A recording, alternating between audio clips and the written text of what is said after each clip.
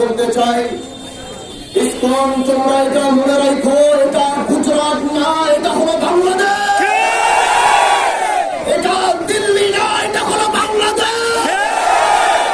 আমরা স্পষ্ট করে বলতে চাই, এই শিবচর সমস্ত হিন্দু ভাইরা সাক্ষী রয়েছেন।